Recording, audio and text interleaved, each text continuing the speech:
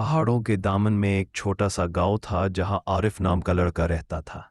हर रात वो आसमान के तारों को देखकर सोचता कि काश वो बादलों पर चल सके। एक सर्द सुबह जब बर्फ हर तरफ चमक रही थी, आरिफ ने अपनी लकड़ी की स्लेज ली और सबसे ऊंची पहाड़ी पर चढ़ गया। जैसे ही वो स्लेज पर बैठा, हवा के झोंके के साथ नीचे फिसलता गया। यूं लगा जैसे वो बादलों के दरमियान उड़ रहा हो। नीचे पहुंचकर वो हंसा और बोला, ख्वाब देखने के लिए आंखें बंद करने की जरूरत नहीं, बस हिम्मत चाहिए। पहाड़ों के दामन में एक छोटा सा गांव था जहां आरिफ नाम का लड़का रहता था।